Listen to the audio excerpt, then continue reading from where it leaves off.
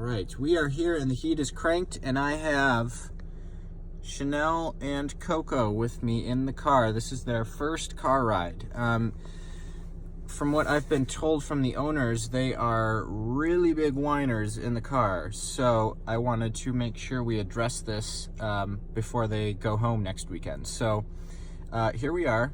We just got them in the car. They're in their crates just for a little added safety. I am basically asking them to do a simple thing. Hang out, lay down, and just practice calmness. That's it. And if they do need a little help, or if they do need to be interrupted in case they kind of start to spin out, I've got my remotes with me.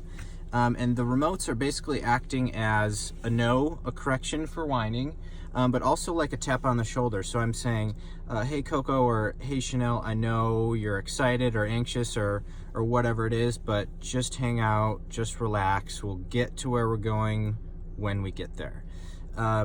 So we're just gonna take a little stroll around the neighborhood and make sure they're practicing their calmness in a new environment, because we've never done this before. And yeah, we'll go from there. So here we go. So a huge thing as we get going here, taking your dog out for an outing or to the vet or to the pet store or wherever you're going, even if you're just bringing them along with you, it's not just a grab and go situation or scenario. There's a process, just like getting your dog ready for a walk, there's a process. Getting their food ready, there's a process. Bringing them out of the crate, there's a process. I've set a tone with them even before we stepped out the door to get into the car. So inside, I've made sure they respected their thresholds. I brought them out. I walked them to the car. I got them in their crates and I immediately asked them to lay down. I sat in the car, got my seatbelt on, and now I'm just making sure they're hanging out while I get ready and back out of the driveway and we get going. But again, there's a process, and if we skip steps in that process, we may have skipped valuable opportunities to tell them what to do or interrupt unwanted behavior or give them, a very specific job that's going to help them maintain the appropriate and acceptable mindset. Right, so now that we're driving, another quick reminder about interrupting whining with the e-collar. Don't let your dog whine for a few seconds or even a minute or so. Interrupt and correct the whining literally within the first few seconds, because if we don't catch it, just like reactivity, if we don't catch it at the right time, we've missed a really valuable window to give our dog some important information. And when we miss that, we may have allowed our dog to escalate to a point where we're going to have to use way higher numbers. Maybe the remote collar is actually helping them escalate more. So really make sure that when you're using your tools, you're using them at the right time, at the right level. So I always say to people, correct earlier than you may think, and most likely correct higher than you may think.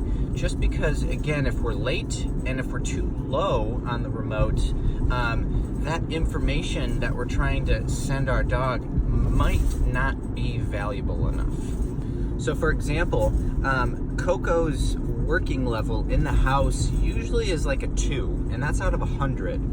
And we're in the car right now, and she's at about a 6 or a 7. So literally just from placing her in a totally different environment, the car, her arousal level has, doubled. So I have to make sure I'm not using levels that are underwhelming her. I have to make sure I'm using levels that will always remain relevant to her. All right, so I'm not actually at a destination, but I want to do a test of when I put the car in park and when I turn the car off, what happens, because usually dogs will give you an emotional response of, oh, we're there, time to get up, time to get excited again. So I'm stopping right now. I'm gonna put the car in park. Now I'm gonna turn the car off. And I just want to make sure that they are still maintaining their down, which they are. And then also, if I do hear any whining, correction, Coco started to escalate. So I just gave her a little correction. And I'm actually only at a 3 on the remote. So now, I'll start the car up. So she got up, no.